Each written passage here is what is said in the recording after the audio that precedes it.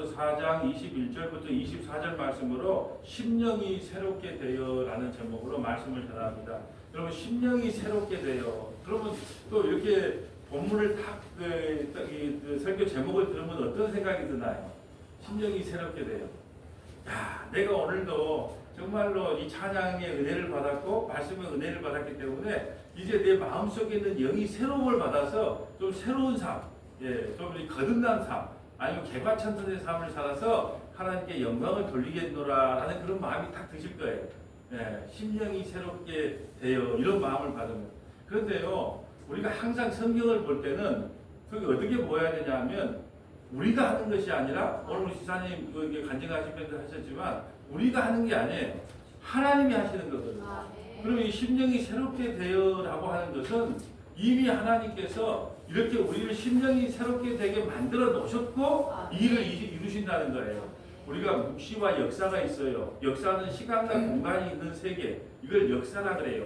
지금 우리 시간과 공간 속에 살아가는데 역사 시대를 살고 있거든요. 묵시의 세계는 시간과 공간이 없는 영원한 세계예요. 이 영원한 세계에서 이미 우리는 어떤 존재로 되어 있냐? 심령이 새롭게 된 존재로 만들어 놓고 하나님께서 우리를 이끌어 가시는 거예요. 그래서 성경은 이 요한계시록이 먼저고 창세기가 나중이라 그래요. 이것을 뭐라고 하냐? 묵시가 창조를 앞선다 그래요. 이미 우리는 요한계시록을 통하여 새하늘과 새 땅에 들어가 있는 존재예요. 근데 우리가 새하늘과 새 땅에 어떻게 들어가게 되었는지를 설명하는 거예요. 창세기, 이 역사를 열어서. 그러니까 묵시가 먼저다. 이걸 에베소 2장 8절에 보면 이미 우리를 하나님 나라에 앉혀놨다 그래요. 앉혀놨다. 이것이 묵시의 세계거든요. 그러니까 우리가 이 눈에 보이는 세계는 역사 세계고, 근데 우리가 딱 숨이 넘어가는 순간에 우리 영원한 세계, 묵시의 세계로 들어가게 됩니다. 그러므로 하나님께서는 심령이 새롭게 되어 이 말은 뭐냐면 우리가 저번 주에 본 것처럼 옛사람이 예수 그리스도를 통하여 우리는 새 사람이 됐어요. 새 사람이 된 순간에 우리는 이미 심령이 새롭게 된 거예요. 하나님이 이끌어 간단 말이죠. 여러분 우리가 왜 그러냐 하면 아까 우리 수색 때 아드님 이야기했지만 우리가 이제 군대를 가서 힘든 훈련을 받고 와요. 그리고 이제 제대를 하게 되면 딱 한 달 동안은 어머니 네 그러면 6시 딱 기상을 해요. 근데 이제 2달 가고 3달 가면 어떻게 어머니가 그러면 네 그리고 옛날로 다시 돌아가는 거예요. 이게 변하지가 우리가 해병대 캠프를 미국에서 만들었거든요. 거기서 좀 막 그냥 마약하는 친구들도 있고 해병대 캠프를 가고 한 1년 동안 고생을 시키니까 얘들이 막 변하는 거예요. 막 말도 잘 듣고 막 그런 짓도 안 빠지고 막 변해. 그러니까 야 이거 효과 있다 했는데 이제 딱 이제 수료하고 나서 1년이 지나니까 조사를 해보니까 똑같더라. 그러니까 뭐냐 하면 우리 원로 목사님 소천하시기 전에 찬양운행을 저랑 하면서 제가 목사님 참 자식들이 마음대로 안 돼요. 이렇게 내가 하소연 한 적이 있어요. 그런데 목사님 뭐라고 하셨냐면 이 사람은 목사 이제는 자식이 문제가 아니고 내 몸도 내 마음대로 안 될 때가 있어. 진짜 내 몸도 내 마음대로. 그래서 결국은 소천하기 얼마 전까지 예배를 못 나오셨어. 우리가 마지막 신방 예배를 드린 거잖아요. 그러니까 자기 몸도 마음대로 안 돼. 우리가 생각한 대로 우리 마음대로 되는가요? 절대로 안 됩니다. 사람이 그렇게 쉽게 바뀐 것 같아요? 천만의 말씀이에요. 우리가 뭐 교도소 가서 은혜 받았다, 그리고 목사가 됐다, 변했다 그런 사람들 간증 많잖아요. 막 큰 교회 돌아다니면서 간증하고 뭐 대도 땡땡 누구 막 변했다. 근데 75살에 담을 넘어. 막 변해가지고 신학을 했다. 또 누구 주먹세계 용 먼파리 있잖아요. 그러면 뭐 나는 변했다. 나는 이제 뭐 사랑으로 해서 목사가 되겠다. 근데 어느 교회에서 했을 때 뭐 당에서 문제 생길 때 내 하나 목숨을 내가 버려서라도 내가 이 교회를 살리겠다. 그 기질이 안 변하는 거예요. 여러분 하나님께서 우리 보고 변해서 천국 와라 그랬으면 갈 사람 아무도 없어요. 근데 하나님께서 이미 완성을 시켜놨다니까요. 너는 심령이 새로운 사람이야. 누구 안에 있으면? 예수 그리스도 안에 있으면 이거예요. 그래서 다음 주에는 오늘은 심령이 새롭게 되어야 하고 다음 주에는 24절 마지막을 볼 건데요. 하나님을 따라 의와 진리와 거룩함으로 지으심을 받은 새 사람을 입으라. 그렇다면 의가 뭐고 진리가 뭐고 거룩함이 뭔지를 봐야 되잖아요. 우리가 참 성경을 해석할 때 참 그래요. 성경을 통하여 의가 뭔지 또 진리가 뭔지 거룩함이 뭔지 우리는 지금까지 신앙생활 하면서 그냥 상상을 해. 성경에서 성경을 통해서 의가 뭐고 진리가 뭔고 거룩함이 뭔지를 아는 것이 아니라 지금까지 목사님들이 쭉 들어봤던 말 있잖아요. 어렸을 때부터 신앙생활에서 의란 이런 거야, 진리란 이런 거야, 거룩함이란 이런 거야. 대부분 거룩함이 뭐예요? 주일 성수 잘하고 11조 잘하고 목사님 말씀 잘 듣고 성경책 많이 읽고 기도 많이 하면 거룩한 존재야. 거룩한 생활을 하는 거야. 이렇게 어렸을 때부터 포도나무 불켜놓고 전도 한 명 하면 뭐 포도와 환송해가지고 포도송이 많이 묻힘 넣으면 너희는 거룩한 삶을 사는 자들이야. 이렇게 이야기를 들었단 말이죠. 이게 성경을 통해서 우리가 말씀을 듣는 게 아니라 그냥 어렸을 때부터 듣는 말이 진짜인 줄 알고 이렇게 듣고 우리가 신앙생활을 해왔단 말이죠. 그런데 성경으로 우리가 의가 뭐고 진리가 뭐고 거룩함이 뭔 줄 알아야 되겠죠. 오늘도 마찬가지예요. 오늘 21절 볼까요? 진리가 예수 안에 있는 것 같이 너희가 참으로 그 안에서 듣고 또한 그 안에서 가르침을 받았는데 진리가 예수 안에 있는 것 같이 너희가 참으로 그에게서 듣고 예수님께 들었어요. 이상하지 않아요? 에베소서는 사도 바울이 기록했는데 예수님께 직접 들은 것처럼 이야기하잖아요. 왜요? 성경을 통해서 듣는 모든 사람들은 사도 바울에게 듣는 게 아니라 직접 예수님께 듣는 사람이라 인정하는 거예요. 그래서 너희가 참으로 그에게서 듣고 이렇게 말하잖아요. 성경은 에베소서는 사도 바울이 기록했는데도 너희가 예수께 직접 들은 자다. 또한 그 안에서 가르침을 받을진데 뭘로 가르침을 받아요? 말씀을 통하여 너희는 유혹의 욕심을 따라 썩어져가는 모습을 따라 옛사람을 벗어버리고 그러니까 개가천선해라. 그래서 저번 주에 그랬잖아요. 술 많이 먹는 사람은 술도 끊고 담배 피는 사람은 담배도 끊고 이걸 옛사람을 벗어버렸다. 아니요. 우리 인간은 옛사람을 죽을 때까지 못 벗어요. 그 습성이 남아있단 말이죠. 그런데 우리가 옛사람을 벗어 새사람이 되는 길은 예수님이 우리를 찾아오신 거예요. 아까 우리 집사님 간증한 것처럼 사마리아 여인도 찾아오고 38년 된 베세사 연못가에 있는 그 안전병도 찾아오고 다 찾아온 거예요. 찾아와서 예수님이 내가 믿음을 주셨기 때문에 믿게 되는 거예요. 믿게 되면 어떻게 되냐? 새 사람이 되는 거예요. 뭘 해서 새 사람이 되는 게 아니에요. 예수님이 찾아와서 예수를 믿으면 그 자체가 새 사람이 되는 거예요. 또 오늘도 마찬가지예요. 23절 볼까요? 오직 너희의 심령이 새롭게 돼요. 여러분 새롭게 되기 위해서는 우리의 실존을 뭔지 알아야 돼요. 그래서 우리가 설교할 때 항상 자 오늘 본론에 들어가기 전에서 자 우리가 왜 심령이 새롭게 되어 있어 우리 스스로 할 수 없는 존재인지를 보는 거예요. 사실 성경은 우리를 어떻게 정의하고 있느냐 하면 허물과 죄로 이미 죽은 존재라고 봐요. 허물과 죄로 죽은 존재가 어떻게 심령이 새롭게 되겠습니까? 안 된다는 거죠. 그럼 어떻게 해야 되는데요? 예수님이 심령이 새롭게 되는 존재로 우리를 이끌어 가는 거예요. 우리가 하는 것이 아니고 예수님이 이끌어 가신 거예요. 근데 우리가 어떤 말을 좋아하냐? 우리가 50%, 예수님이 50%. 우리가 그걸 주면 우리가 우리 힘을 가지고 그걸 따라가야 된다는 거예요. 그걸 좋아하는 거예요.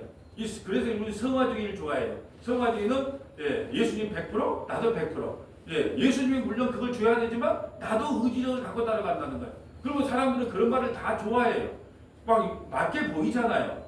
그런데 우리는 성경을 자세히 보면 이미 우리는 허물과 죄로 죽었기 때문에 우리가 할 수 있는 일이 없어요. 그러니까 주님께 은혜를 구하는 것 외에는 하나님 나를 불쌍히 여겨주세요라고 구할 수밖에 없어요. 가난한 여인이 너는 개 같은 여인이라고 말할 때 네, 개 맞습니다. 그런데 개도 주인의 상에서 떨어지는 그 부스러기 멋잖아요. 그 말은 뭐냐 그러면 하나님 이 부스러기 이 개 같은 여자한테도 나에게도 그 부스러기 은혜라도 좀 주세요. 이것이 우리의 신앙생활이지 우리가 뭘 할 수 있는 게 없단 말이죠. 그래서 우리의 실존을 먼저 알아보려고 하는데요. 에베소서 2장 1절부터 10절 한번 가볼까요? 우리가 다 봤는 내용인데 우리의 실존 한번 읽어주세요. 그는 허물과 죄로 죽었던 너희를 살리셨도다. 자, 그는 누굴까요? 예수님. 허물과 죄로 죽었던 너희. 그럼 우리는 이미 허물과 죄로 죽었단 말이죠. 그러므로 심령이 새롭게 우리 스스로 할 수가 없어요. 허물과 죄로 이미 우리는 죽은 존재란 말이죠. 이게 우리의 과거형이에요. 과거요. 제가 말씀드린 1절부터 3절까지 우리의 과거형이다. 자, 우리 과거 한번 볼까요? 그때 너희는 그 가운데서 행하여 이 세상 풍조를 따르고 공중의 권세 잡은 자를 따랐으니 곧 지금 불순종의 아들들 가운데서 역사하는 영이라. 전에는 우리도 그 가운데서 우리 육체의 욕심을 따라 지내며 육체와 마음에 원하는 것을 하여 다른 이들과 같이 본질상 진노의 자녀이었더니. 자, 우리의 과거가 이런 모양이에요. 그러니까 우리가 전쟁이 찾아가서 과거, 현재, 미래를 이해할 필요가 없어요. 여러분이 누가 전쟁이 하니까 뭘 물어보거나 전쟁을 찾아가고 싶으면 여러분이 에베소 2장 1절부터 10절을 펴면 돼요. 자, 내 과거를 말씀드립니다. 나는 허물과 죄로 죽은 존재예요. 그래서 나는 오늘 죽으면 지옥 가야 될 번지작 김노의 자녀였습니다. 그런데 내 현재 상태는 어쩐 줄 아십니까? 그리고 4절부터 현재 상태예요. 긍휼이 풍성하신 하나님이 우리를 사랑하신 그 큰 사랑을 인하여 허물로 죽은 우리를 그리스도와 함께 살리셨고 자, 너희는 은혜로 여기 구원을 현재까지. 받은 것이라. 자, 여기 5절이 뭐냐면 현재예요. 현재. 우리는 이미 현재 이런 상태예요. 어떤 상태요? 자, 긍휼이 풍성하신 하나님이 우리를 사랑하신 그 큰 사랑으로 인하여 허물로 죽은 우리를 그리스도와 함께 살리셨고 너희는 그 은혜에 의하여 구원을 받았다. 그럼 우리 미래는 뭐냐? 6절부터가 우리 미래예요. 자, 이미 우리는 하나님 나라의 무시세계에 하나님 나라에 올라가 있다니까요. 우리 눈은 여기에 있지만 여러분 꿈을 꾸고 있잖아요. 꿈을 꾸면 나는 잠을 자고 있는데 내가 막 그 꿈속에서 나와있고 오만 천지를 다 돌아다닌 것처럼 지금 내가 여기 있지만 영원한 세계에서는 하나님 나라에 앉아있는 존재라니까요. 이게 우리의 미래예요. 미래. 자, 6절. 또 함께 일으키사 그리스도 예수 안에서 함께 하늘에 앉히시니 이는 그리스도 예수 안에서 우리에게 자비하심으로써 그 은혜의 지극히 풍성함을 오는 여러 세대에 나타내게 하심이라. 너희는 그 은혜에 의하여 믿음으로 말미암아 구원을 받았으니 이것은 너희에게서 난 것이 아니요 하나님의 선물이라. 행위에서 난 것이 아니니 이는 누구든지 자랑하지 못하게 함이라. 우리는 그가 만드신 바라 그리스도 예수 안에서 선한 일을 위하여 지으심을 받은 자니 이 일은 하나님이 전에 예비하사 우리로 그 가운데서 행하게 하려 하심이니라. 아멘. 여기서 선한 일, 10절의 선한 일은 예수 믿는 선한 일이에요. 예수 믿는 일을 하기 위하여 우리를 이 땅에 보냈다. 자, 우리가 이 말씀이 생각나요. 제가 에베소서 2장 8절부터 9절 말씀으로 설교한 내용이 있어요. 내일부터 목요일날 8월달 말마다 목요일날 2시에 우리 10분 방송 설교가 나가요. 내일 이제 목요일이네요. 2시부터 나가요. 10분간 나가는데 첫 번째 설교를 녹음하고 왔는데 뭐냐면 복이 무엇입니까?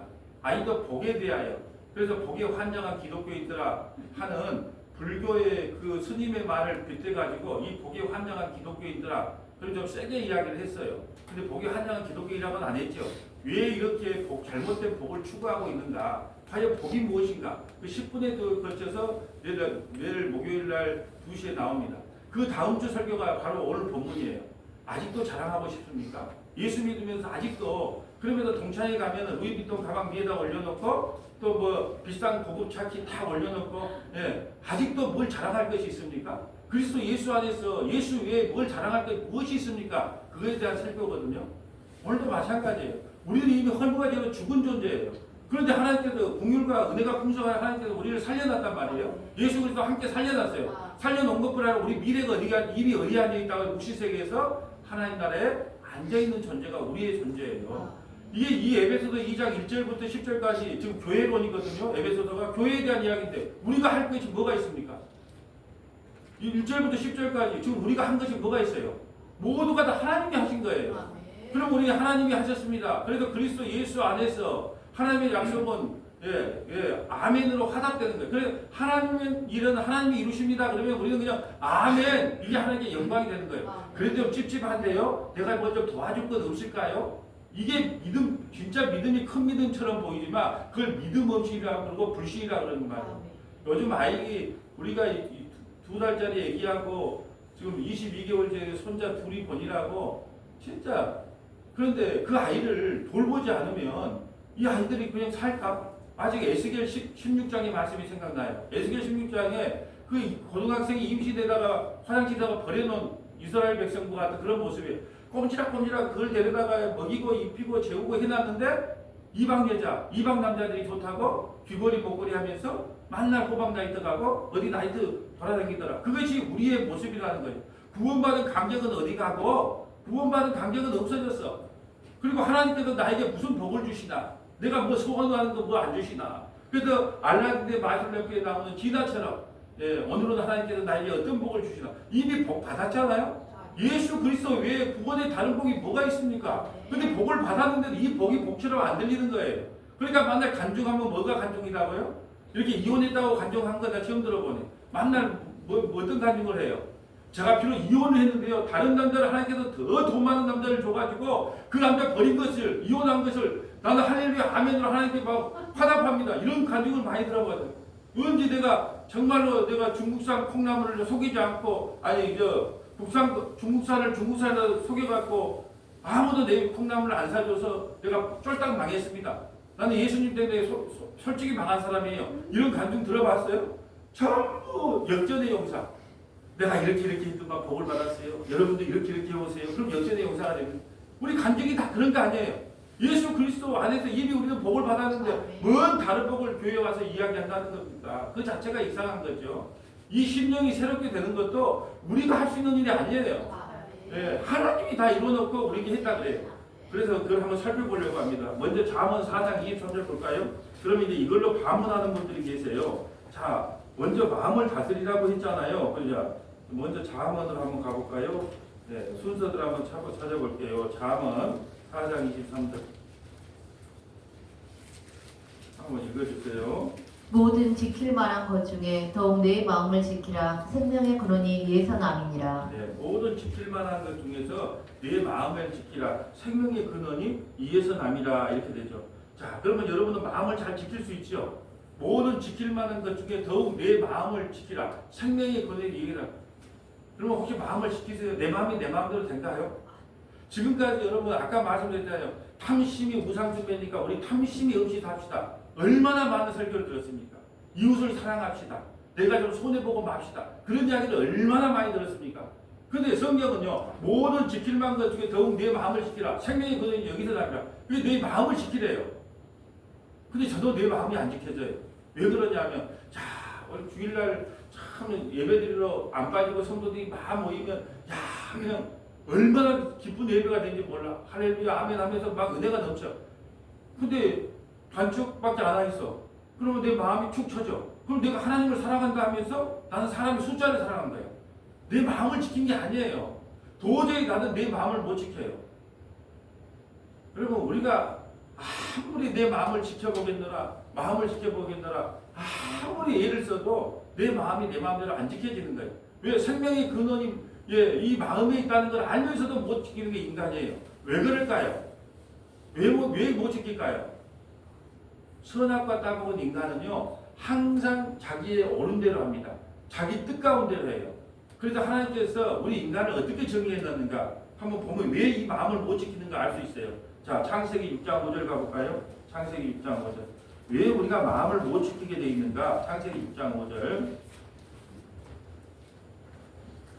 여호와께서 사람의 지약이 세상에 가득한가 그의 마음으로 생각하는 모든 계획이 항상 악할 뿐임을 보시고. 자, 마음속에 계획하는 모든 것이 조그맣게 항상 악해요. 항상 악하다니까요.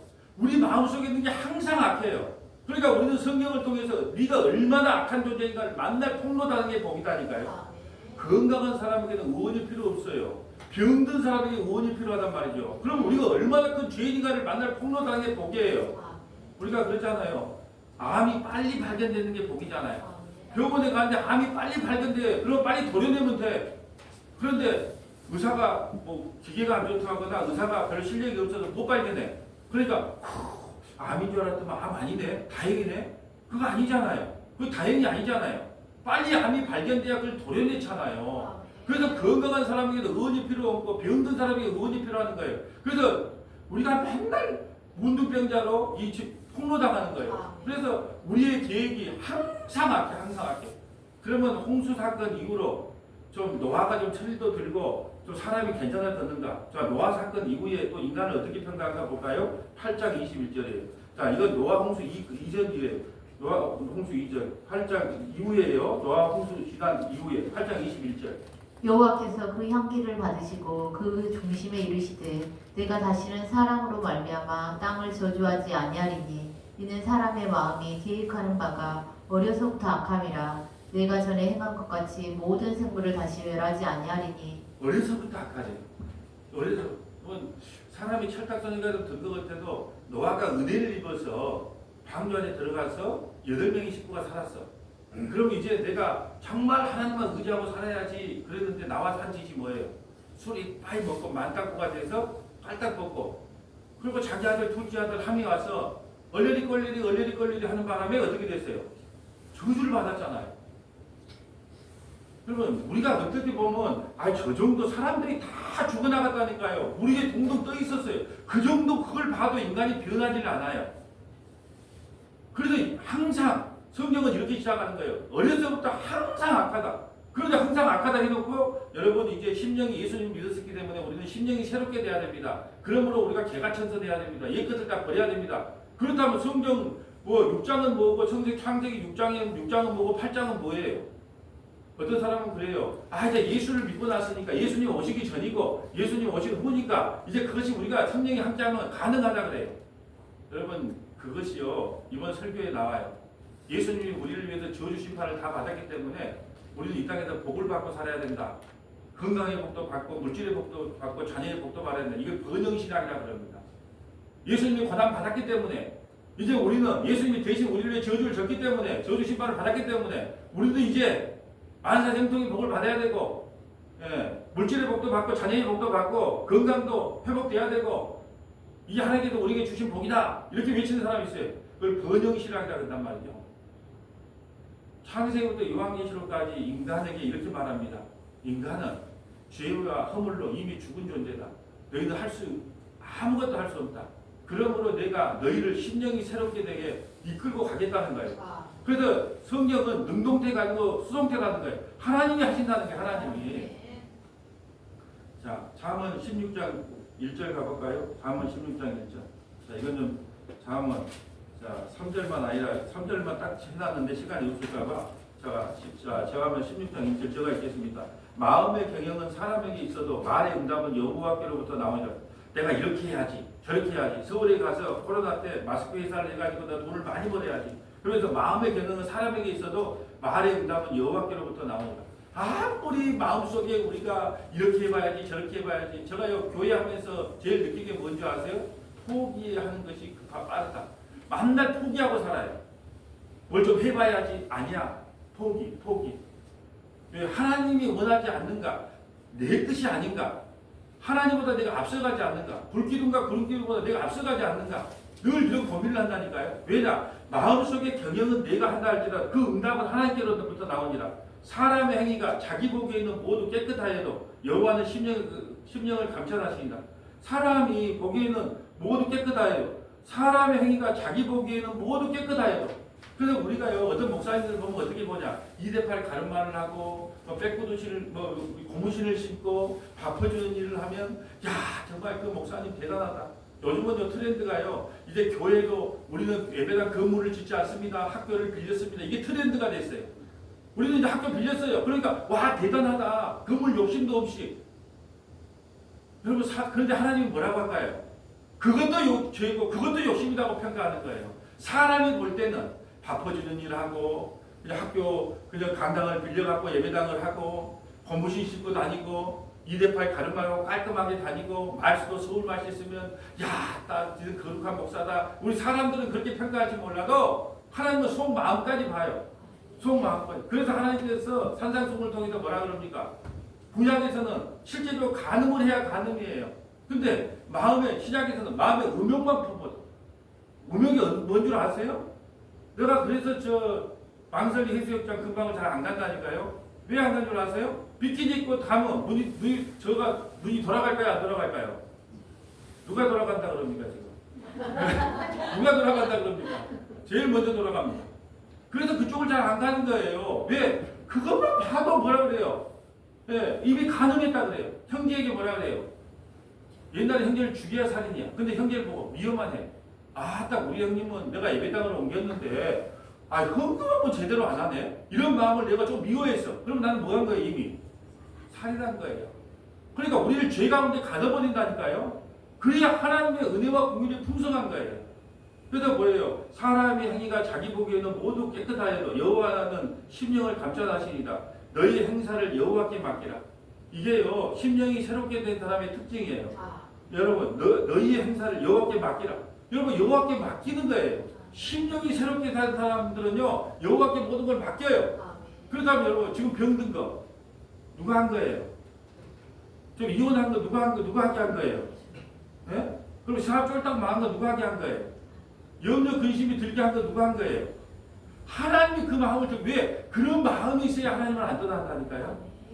우리는요, 우리 소원대로 다 되면, 우리 소원대로 다 이루어지면, 제가요 몇 군데 서문 오기 전에 몇 군데 투자해 놓은 데가 있어요. 만약에 그것이 성공을 했다면 나 어찌 된 줄 아세요?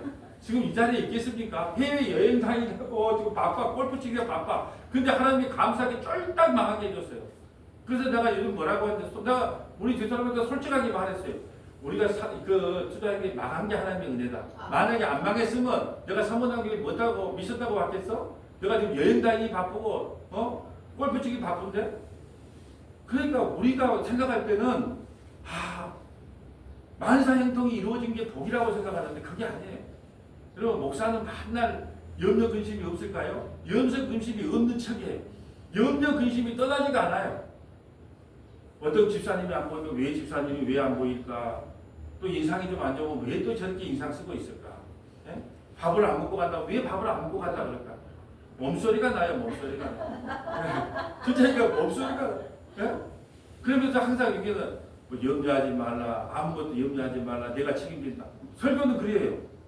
근데요, 우리 인간은 육체를 갖고 있기 때문에 아무리 염려하지 마라 그래도요, 염려거리가 생기면 근심을 해요. 그런데요, 이건 있어요. 내가 주님을 믿은 만큼 내 근심은 그만큼 적어집니다.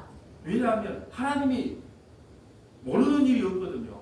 하나님이 모든 걸 허락하셨거든요. 하나님이 하시는 모든 일이 다 선하다고 만날 성경 구절을 외워요. 하나님이 하시는 모든 일이 선해요. 그러니까 우리 서문학교에 문 닫게 하는 것도 선한 일이고, 예, 우리 교회 부흥되는 것도 선한 일이고, 예, 우리가 직장을 잇는 것도 선한 일이고, 직장에서 누가 말썽을 부린 것도 하나님의 뜻이 있어서 말썽을 부린 거예요. 그런데 하나님 무슨 뜻이 있어서 그랬겠지 라고 하나님을 믿는 만큼 우리의 염려 근심이 줄어들어요. 자, 다시 볼까요? 너희 행사를 여호와께 맡기라. 그리하면 내가 경영하는 것을 이루어지리라. 자, 내가 경영하는 것을 이루리라. 예. 하나님께서는 네 염려, 네 수고하고 무거운 짐을 좀 나한테 맡겨주면 안 되겠니? 그래서 우리가 마태복음 11장 28절 할 때 그랬잖아요. 밭을 가는데 돌짝밭을 간단 말이죠. 이스라엘은 돌짝이 많아요. 그렇기 때문에 소 두 마리를 한 결이라 그래요. 서로 가는데 왼쪽 손은 안쪽 손은 예수님, 바깥 손은 우리 성도예요. 그러니까 우리는 어디로 가야 될지 몰라. 근데 예수님이 안쪽 손 대신 예수님이 우리를 그냥 이끌고 가. 그러면 가는 대로 소가 가는 대로 따라만 가면 돼. 이 수고하고 무거운 짐이다 다 내게로 오라. 내가 너를 쉬게 하라는 거예요. 근데 우리는 우리 스스로 짐을 지려고 예를 쓴단 말이죠. 주님 안 됩니다. 십자가를 지시다니요. 그것이 막 남자 같잖아요. 주님 십자가를 지시다니요. 이번 주일날 그랬잖아요. 예수님 파는 사람이 누굽니까? 왜 물어봤다고요? 베드로가 왜 저 요한에게 머리짓 하면서 요한아 예수님께 좀 물어봐라. 누가 판다고? 왜 물어보라고 했다고요? 나는 아니지요라는 확증을 받으려고. 나는 아니지요. 또 하나는 예수님 우리 주님을 파는 내가 지금 여기전 좌이전 돼야 되는데 누가 우리 예수님을 팔아? 파는 놈 내 눈에 띄기만 해봐. 누가 판다 그러면 내가 데려다가 아주 반 죽여놓을 거야. 그런 마음으로 베드로가 물어보라는 거예요. 그래도 떡을 뗀 자가, 떡을 준 자가, 내 떡을 먹는 자가 나를 팔자다 그래도 몰라요. 동계를 맡아놓으니까 혹시 뭔 일을 할까? 혹시 무슨 명절에 무슨 물건을 좀 사오라고 한 건지 모른다니까요. 몰라. 자, 그러면 지금부터 좀 보려 그래요. 우리가 심령이 새롭게 되었어요. 예수 그리스도를 믿음으로 우리 심령이 이미 새롭게 되었거든요. 심령이 새롭게 된 사람은 다윗과 같은 고백을 하게 됩니다. 자, 어떤 고백을 하게 되느냐? 시편 51편 가볼까요? 시편 51편 10절. 자, 시편 51편 10절. 읽어주세요. 하나님이여 내 속에 정한 마음을 창조하시고 내 안에 정직한 영을 새롭게 하소서. 나를 주 앞에서 쫓아내지 마시며 주의 성령을 내게서 거두지 마소서. 자, 이걸 알아야 돼요. 다윗이 밧세바를 범하고 우리아를 죽이기 전까지는 자기가 의로운 사람인 줄 알았어요. 얼마나 장계를 잘 썼어요. 임신했다는 소식을 알고 술을 먹여갖고 합방을 시키려고 우리아와 합방을 시키려고 하는 그 잔머리의 대가였어요. 그런 그가 자기가 그 사건이 들키고 나서 얼마나 큰 죄인인가를 고백하는 거예요. 또 하나 여기서 우리가 알아야 될 것이요. 구약의 성령과 신약의 성령은 다르다고 그랬어요. 구약의 성령은 사역적 의미예요. 그 사람 머리 위에 임합니다. 그래서 내 성령을 떠나지 마시옵소서, 성령을 거두지 마시옵소서 그래요. 근데 신약의 성령은 우리 마음속에 내주예요. 왜요? 죄 문제가 해결됐거든요. 예수님이 오셔서 우리의 죄 문제가 해결되기 때문에 구약의 성령은 우리 마음속에 못 들어가요. 왜요? 예수님이 오시기 전까지이기 때문에 우리의 죄 문제가 해결되지 않게 우리 안에 거주하지를 못해요. 그렇기 때문에 머리 위에 머물러요. 사역적 의미로. 그러니까 지금 다윗이 이렇게 말한 거예요. 내게서 성령을 거두지 마옵소서. 신학시대에 내게서 성령을 거두지 마옵소서. 이게 맞아요, 틀려요? 혹시 우리 찬양 집회하는 우리 집사님이 이런 거 모르는 거 모르겠어요. 성령이여 오시옵소서 이런 말씀은 설마 안 하시죠? 성령이여 오시옵소서 한다고 오고 성령이 가시옵소서. 예. 그러니까 우리가 찬양 사역자들이 참 찬양은 잘하는데 말씀을 좀 깊이 알면 너무 좋겠다는 생각을 하는 거예요. 우리가 이렇게 들어보면 어떤 분은 막 성령이여 오시옵소서, 성령이 저 입구에 오셨습니다. 성령 오시옵소서. 막 성령을 자기가 부르고 매고 그런 줄 알아. 이게 구약의 성령도 아니고 성령은 우리 속에 한번 내주하시면 떠나질 않아요. 한번 우리 마음 왜 죄 문제가 완전히 해결됐거든요. 예수 그리스도로 말미암아. 근데 구약의 성령은 틀려요. 우리 마음속에 못 들어가요. 왜요? 죄 문제가 완전히 해결 안 되기 때문에. 그래서 다윗이 이렇게 고백하는 거예요. 성령을 내게다 거두지 마옵소서. 자, 계속 읽어주세요. 주의 구원의 즐거움을 내게 회복시켜 주시고 자원하는 심령을 주사 나를 붙드소서. 그리하면 내가 범죄자에게 주의 도를 가르치리니 죄인들이 주께 돌아오리이다. 자, 내가 범죄자에게 주의 도를 가르치겠대요. 뭐라고 가르칠까요? 나 같은 죄인도, 살인하고 간음한 나 같은 죄인도, 인구조사한 나 같은 죄인도 주님께서 구원해 주셨어. 이걸 자랑하겠다는 거예요. 자, 베드로, 예수님 내가 3번 저주 맹세하고 부인했다.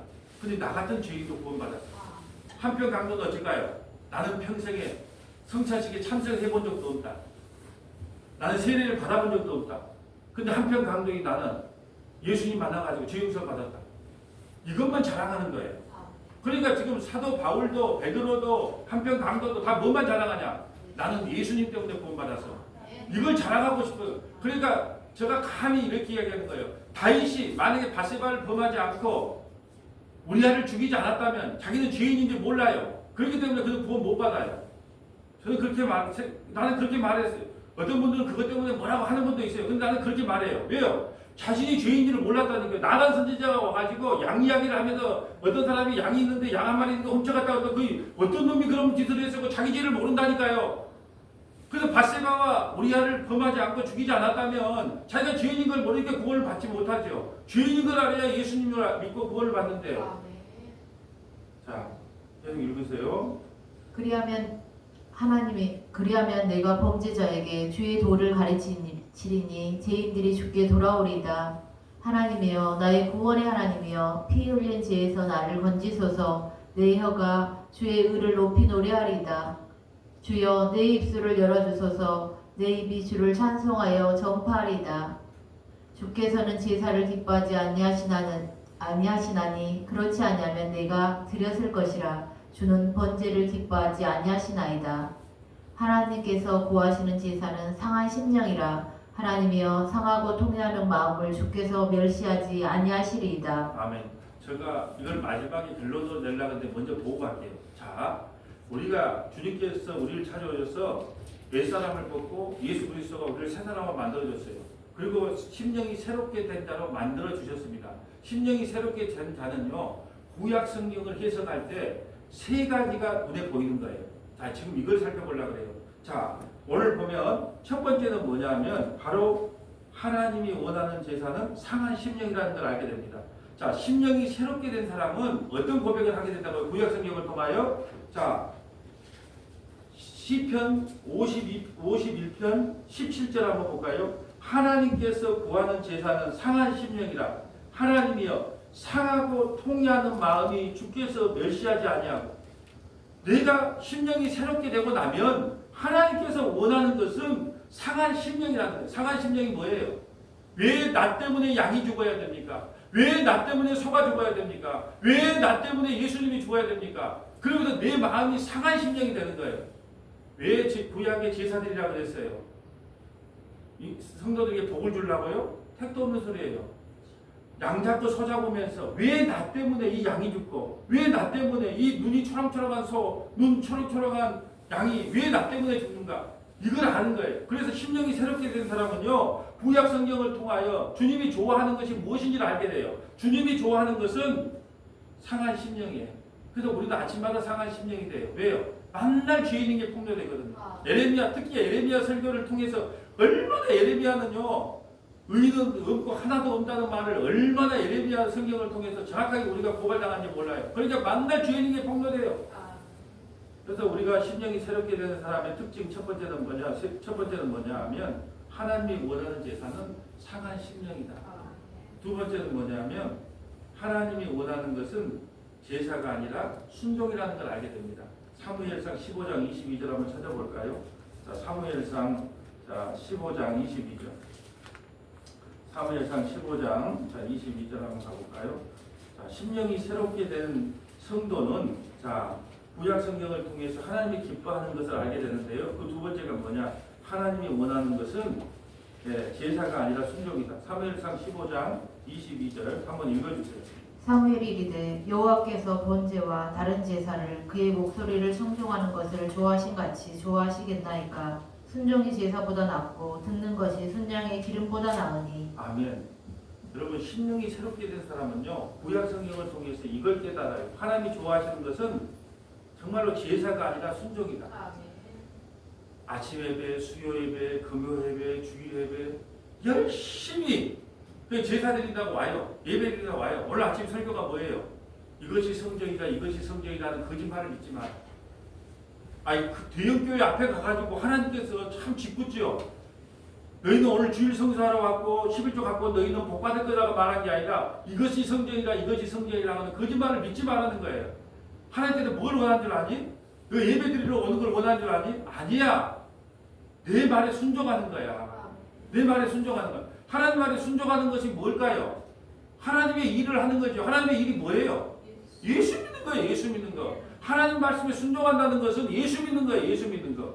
그래서 하나님께서 원하는 제사는 바로 순종이라는 거예요. 그러면서 또 뭐라고 합니까? 제사보다 낫고 듣는 것이 순양의 기름보다 듣는 거. 하나님 말씀을 듣는 거. 그러면 여러분, 듣기 좋은 말을 들어야 돼요? 하나님 말씀을 들어야 돼요? 그러니까 거짓 선지자들은 백성들이 좋아하는 말을 각색했어요. 너희는 절대로 예루살렘 성전이 있기 때문에 안 망해. 혹시 망한다 해도 2년 만에 돌아와. 예레미야는요, 너희는 바벨론의 포로로 계시로 끌려갈 거야. 그리고 70년 포로 생활해야 돼.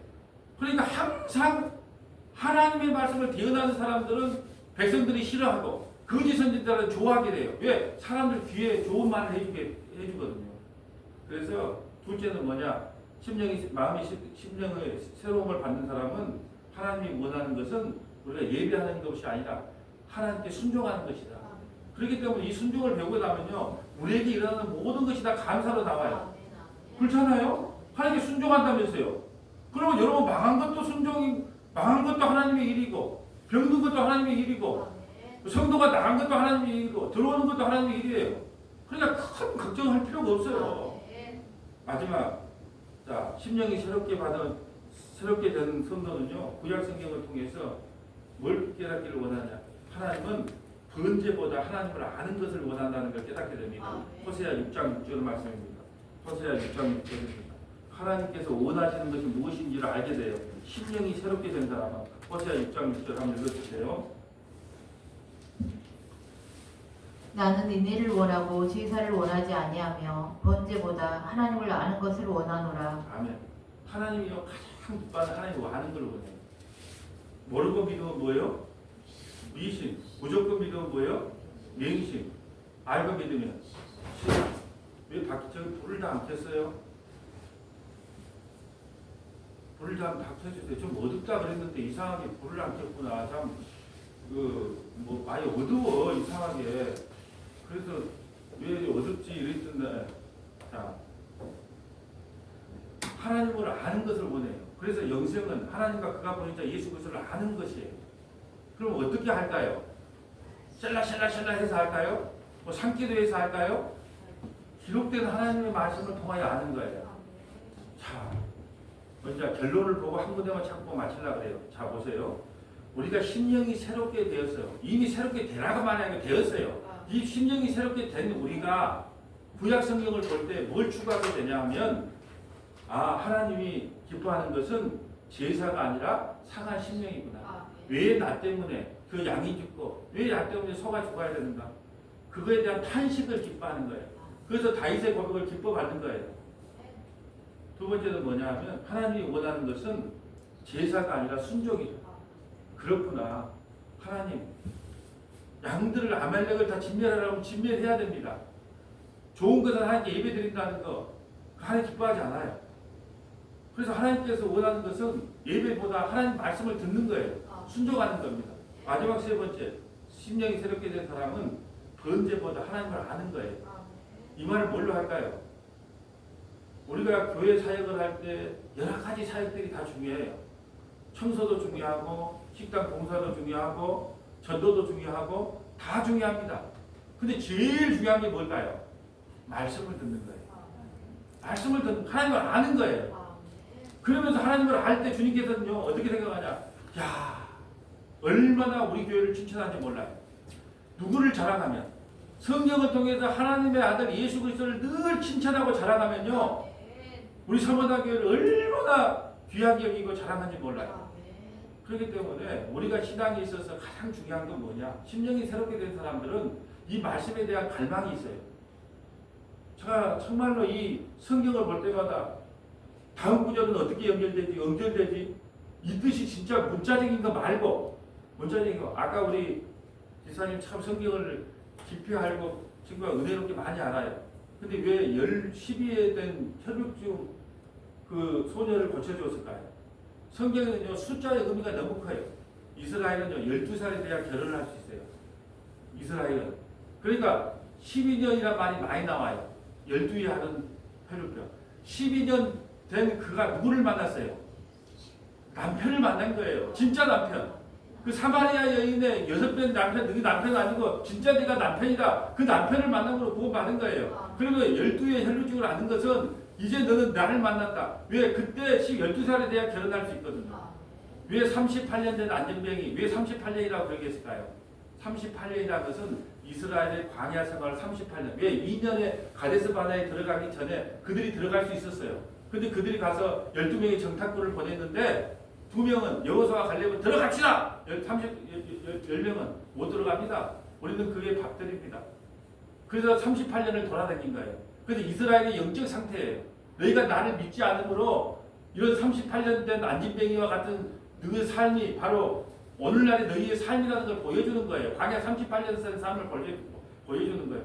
그래서 숫자가 너무너무 중요하거든요. 1은 절대수, 2는 중인수, 3은 삼위일차, 하나님 수, 4는 동서남북, 5는 고난의 수, 6은 사탄의 수, 7은 성령의 수, 완전수. 예. 그러니까 숫자에 다 개념감이 있어요. 그래서 그냥 적은 게 아니라니까. 예수님이 지나가다가 지갑을 떨쳤다. 지갑을 떨칠 이유가 있어요. 근데 그 이유를 어떻게 하냐? 그래서 문화와 배경을 알아야 돼요. 이스라엘의 문화와 배경을 알아야 이 성경 왜 그 역사를 배경으로 됐거든요. 왜 돌짝밭이 나오며 왜 길짝밭, 왜 가시덤불밭이 나오며, 예, 왜 보화를 캐는, 우리 밭에서 전기질하다가 보화 캔 걸 왜 그런 말이 기록됐을까요? 암흑기 400년 동안요, 말라기부터 마태복음 암흑기 400년 동안요, 적군이 너무 많이 쳐들어왔어요. 그렇기 때문에 어떻게 하냐? 땅속에다가 묻어놔. 근데 묻어놔면 죽어버렸네? 근데 어떤 사람이 일꾼을 썼어. 이건 일꾼이 받을 가는데 톡 걸려. 보니까 진주야. 그 진주가 누구예요? 예수님인 거예요. 그래서 자기 소유를 다 팔아? 왜? 그 밭을 사면 그거 다 자기 것이 되거든요. 예수를 만나면 천국이 내 것이 되거든요. 그러니까 그런 비유가 어디서 나왔냐? 전부 다 이스라엘 비유가 역사에서 나왔다. 예. 자, 이 성경 하나만 찾아볼게요. 심령이 새롭게 되는 것은 누가 하시는 일인가? 로마서 3장 9절부터 28절. 자, 이거 한번 찾아보고 맞추려고 합니다. 로마서 자, 3장 9절부터. 자, 로마서 3장 9절은 먼저 우리의 실존이 딱 기록되어 있어요. 그런데 예수님이 우리를 어떻게 구원하신가? 자, 로마서 3장 9절 오늘 말씀의 결론입니다. 읽어주세요. 그러면 어떠하냐? 우리는 나으냐? 결코 아니라. 유대인이나 헬라인이나 다 제 아래에 있다고 우리가 이미 선언하였느니라. 기록된 바 의인은 없나니 하나도 없으며 깨닫는 자도 없고 하나님을 찾는 자도 없고 다 치우쳐 함께 무익하게 되고 선을 행하는 자는 없나니 하나도 없도다. 그들의 목구멍은 열린 무덤이요 그 혀로는 속임을 일삼으며 그 입술에는 독사의 독이 있고 그 입에는 저주와 악독이 가득하고 그 발은 피 흘리는데 빠른지라. 파멸과 고생이 그 길에 있어 평강의 길을 알지 못하였고 그들의 눈앞에 하나님을 두려움이 없느니라 한가 같으니라. 우리가 알거니와 무릇 율법이 말하는 바는 율법 아래 있는 자들에게 말하는 것이니 이는 모든 입을 막고 온 세상으로 하나님의 심판 아래 있게 하려 함이라. 그러므로 율법의 행위로 그의 앞에 의롭다 하심을 얻을 육체가 없나니 율법으로는 죄를 깨달음이니라. 이제는 율법 외에 하나님의 한 의가 나타났으니 율법과 선지자들에게 증거를 받은 것이라. 곧 예수 그리스도를 믿음으로 말미암아 모든 믿는 자에게 미치는 하나님의 은이 차별이 없느니라. 모든 사람이 죄를 범하였음에 하나님의 영광에 이르지 못하더니. 이걸 오늘 본문으로 생각해 볼까요? 모든 사람이 죄를 범하였음에 심령이 새롭게 되지 못하였나니. 심령이 새롭게 되지 못하였나니. 그런데 우리를 어떻게 심령이 새롭게 되게 하셨는가? 24절. 그리스도 예수 안에 있는 속량으로 말미암아 하나님의 은혜로 값없이 의롭다 하심을 얻은 자 되었느니라. 이 예수를 하나님의 그의 피로써 믿음으로 말미암는 한목제물로 삼으셨으니 이는 하나님께서 길이 참으시는 중에 전에 지은 죄를 강가하심으로 자기의 의로우심을 나타내려 하심이니 곧 이때에 자기의 의로우심을 나타내사 자기도 의로우시며 또한 예수 믿는 자를 의롭다 하려 하심이라. 그런즉 자랑할 데가 어디냐? 있을 수가 없느니라. 무슨 법으로냐? 행위로냐? 아니라 오직 믿음의 법으로니라. 그러므로 사람이 의롭다 하심을 얻는 것은 율법의 행위에 있지 않고 믿음으로 되는 줄 우리가 인정하노라. 아멘. 자, 말씀을 정리합니다. 여러분, 심령이 새롭게 되어라고 말씀을 배웠는데요. 이 모든 것은 수동태로 주님이 물께서 이끌어 가신다는 거예요. 이미 우리를 심령이 새롭게 완성해 놨어요. 여러분도 안 믿어질 거예요. 예, 뭘 우리가 심령이 새롭게 안 됐는데? 아니요. 하나님께서 반드시 우리를 이미 심령이 새롭게 된 존재로 만들어 놓고 이 역사를 이루어가고 계시거든요. 그러니까 오늘 저와 여러분은 누구만 붙잡고 살면 되냐? 결론은 그거예요. 우리가 옛사람이 벌써 새사람이 되는 것도, 다음 주에 우리가 설교가 새사람을 입으라는 제목으로서 세 가지, 의에 대하여, 진리에 대하여, 거룩함에 대하여.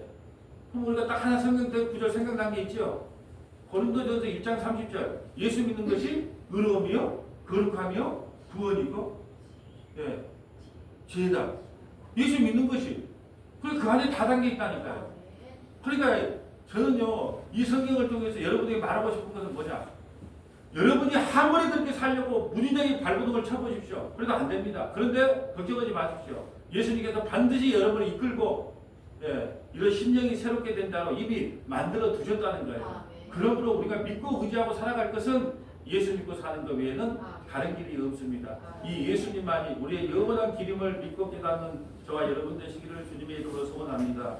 아버지 하나님 감사합니다. 우리는 심령이 새롭게 되어라고 또 말씀을 들으면 두 주먹을 붓고 짚고 해병대가 됩니다. 오늘도 나는 마음을 굳게 먹고 심령이 새롭게 되어야지 이렇게 마음을 먹어봅니다. 그러나 우리는 작심 3일도 못 갑니다. 우리가 하는 것이 아니라 주님께서 우리를 심령이 새롭게 되는 자로 이끌어 가신다는 주님의 절대 주권을 믿고 의지하는 성원하게 믿음의 본속들이 다 될 수 있도록 인도하여 주옵소서. 우리 구주 예수님 이름으로 기도합니다. 아멘.